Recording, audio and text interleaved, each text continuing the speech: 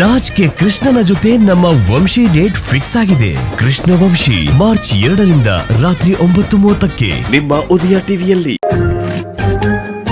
ಹಾಗೇನಿಲ್ಲ, ನಾನ್ ಅನ್ಕೊಂಡಿದ್ದು ಆಗ್ಬೇಕು. ಆಗೋವರೆಗೂ ನಾನು ಯಾರಿಗೂ ಹೇಳಲ್ಲ. ಸಕ್ಸಸ್ ಆದ್ಮೇಲೆ ನಿನಗೆ ಗೊತ್ತಾಗತ್ತೆ. ಹಾಗಾದ್ರೆ ಏನೋ ಭಯಂಕರವಾಗಿರೋ ಟ್ವಿಸ್ಟ್ ಇದೆ ಅಂತ ಆಯ್ತು. ಆದ್ರೂ ನನ್ನ ಹತ್ರ ಹೇಳಿದ್ರೆ ಆಗ್ತಾ ಇತ್ತಪ್ಪ. ಯಾಕೆ ಅಂದ್ರೆ ನೀನ್ ಜೊತೆ ಇದ್ದು ನೀನ್ ಕೊಡೋ ಟ್ವಿಸ್ಟ್ಗಳನ್ನ ನೋಡಿ ನೋಡಿ ನೋಡಿ ಈ ನನ್ ಪುಟ್ಟ ಹೃದಯ ಎಲ್ಲಿ ಬ್ಲಾಸ್ಟ್ ಆಗ್ಬಿಡುತ್ತೋ ಅಂತ ಭಯ. ನಿನ್ನ ಅಷ್ಟು ಬೇಗ ಸಾಯೋದಕ್ಕೆ ನಾನು ಬಿಟ್ಕೊಡಲ್ಲ, ತಲೆ ಕೆಡ್ಸ್ಕೋಬೇಡ. ನಾನು ಮಾಡ್ತಿರೋ ಕೆಲ್ಸದಿಂದ ಯಾವ ಪ್ರಾಣಿ ಪಕ್ಷಿ ಮನುಷ್ಯನ ಹಾನಿ ಆಗ್ತಿಲ್ಲ.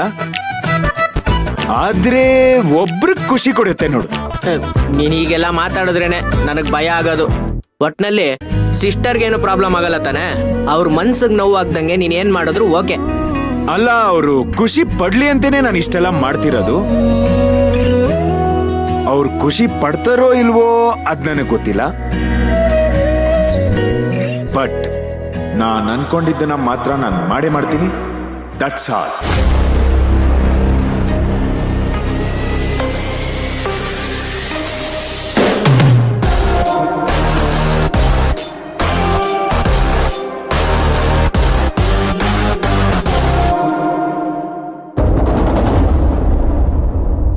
ಇಬ್ರಲ್ಲಿ ಯಾರ ಮಾತನ್ನ ನಂಬೋದು?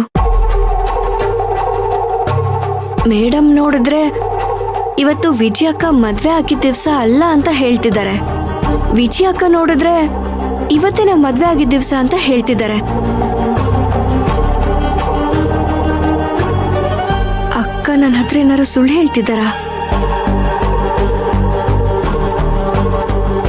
ಈಗ ಎಲ್ಲ ಆದ್ಮೇಲೆ ಕೇಳಿದ್ರೆ ಬೇಜಾರಾಗ್ತಾರೇನೋ. ಏನ್ ಮಾಡ್ಲಿ? ಒಂದ್ಸಲ ಕೇಳೇ ಬಿಡ್ತೀನಿ.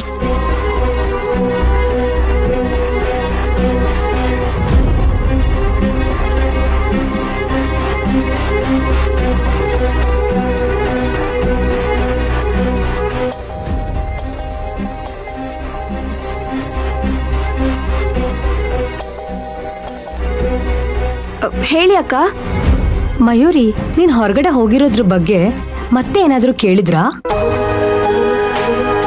ಅವ್ರದ್ದಿದ್ದೆ ಬಿಡಿ ಅಕ್ಕ.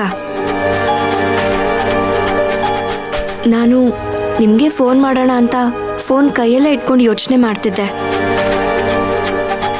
ಅಷ್ಟರಲ್ಲಿ ನೀವೇ ಮಾಡಿದ್ರಿ. ಹೌದಾ? ಏನ್ ವಿಷಯ? ಅಕ್ಕ, ಹೀಗೆ ಹೇಳ್ತೀನಿ ಅಂತ ಬೇಜಾರು ಮಾಡ್ಕೋಬೇಡಿ. ನಿಜವಾಗ್ಲೂ ಇವತ್ತು ಮದ್ವೆ ಆಗಿದ್ದ ದಿವ್ಸನಾ?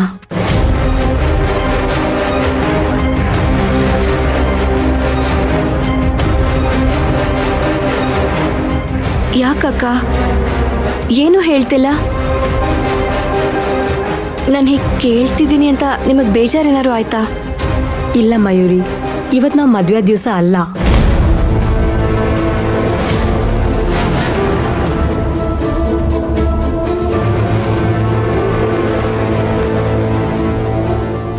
ಮತ್ತ್ಯಾಕೆ ದೇವಸ್ಥಾನ ಕರ್ಕೊಂಡು ಹೋಗಿ ಪೂಜೆ ಎಲ್ಲ ಮಾಡಿಸಿದ್ರಿ? ನನ್ಗೂ ಇದ್ರ ಬಗ್ಗೆ ಐಡಿಯಾನೇ ಇರ್ಲಿಲ್ಲ ಮಯೂರಿ. ದೇವಸ್ಥಾನಕ್ಕೆ ಹೋದಾಗ ನಮ್ಮ ಯಜಮಾನ್ರು ಯಾಕೆ ಹೇಳಿದ್ರು ಅಂತ ನನ್ಗೂ ಗೊತ್ತಿಲ್ಲ. ನಮ್ಮ ಮದ್ವೆ ಆದ ದಿವಸ ಆಗಸ್ಟ್ 15. ಆದ್ರೆ ದಿಢೀರ್ ಅಂತ ಇವತ್ತೇ ಅಂತ ಹೇಳಿದ್ದು ನನಗೂ ಶಾಕ್ ಆಯ್ತು. ಅಲ್ಲಿ ಮಾತಾಡಿದ್ರೆ ಸುಮ್ನೆ ಕೋಪ ಮಾಡ್ಕೊಳ್ತಾರಂತ ನಾನೇನು ಮಾತಾಡ್ಲಿಲ್ಲ.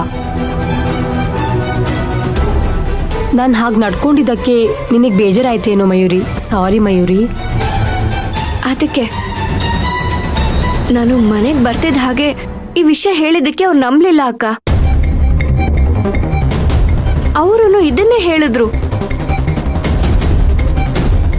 ನಾನು ದೀಪಕಣ್ಣ ಹಾಗೆಲ್ಲ ಸುಳ್ಳು ಹೇಳೋದಿಲ್ಲ ಅಂತ ವಾದ ಮಾಡಿದೆ.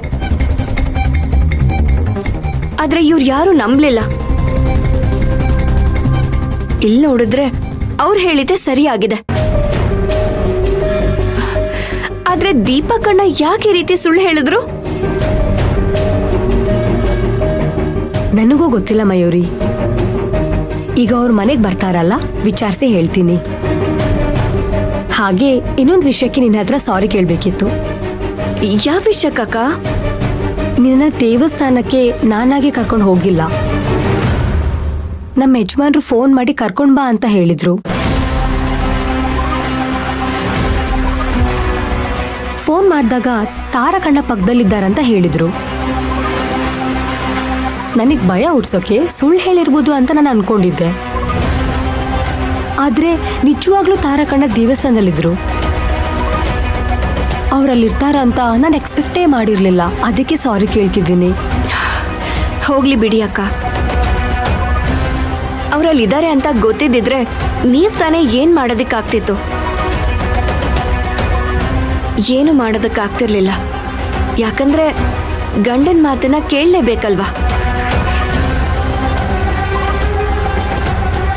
ಸರಿ ಮಯೂರಿ, ನಾನು ಮತ್ತೆ ಕಾಲ್ ಮಾಡ್ತೀನಿ. ಸರಿ ಅಕ್ಕ.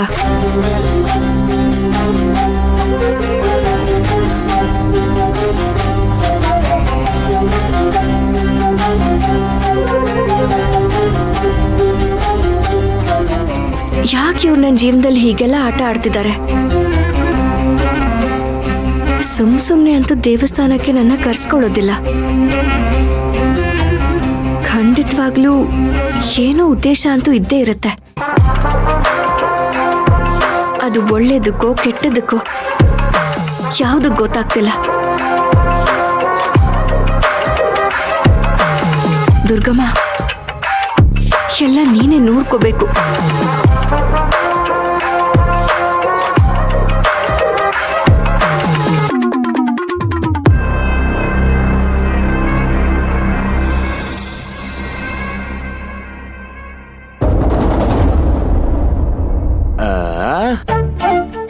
ಬಿಂಕದ ಸಿಂಗರಿ ಮೈ ಡೊಂಕಿನ ವಯ್ಯಾರಿ. ಅರೆ ಸಿಂಗರಿ, ಓ ಬಂಗಾರಿ ಸಿಂಗರಿ ವಯ್ಯಾರ್ಯೋರಿ.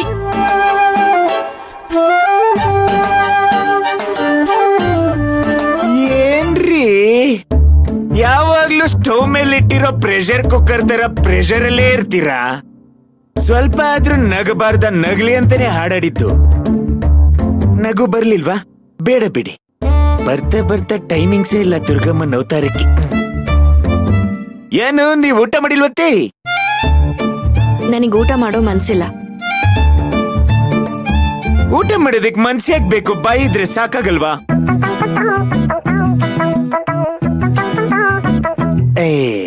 ಈ ಜೋಕು ಚೆನ್ನಾಗಿರ್ಲಿಲ್ವಾ? ಸರಿ ಬಿಡಿ. ಈ ಜೋಕನ್ನ ನಿಮ್ ಹತ್ರನೇ ಇಟ್ಕೊಳ್ಳಿ.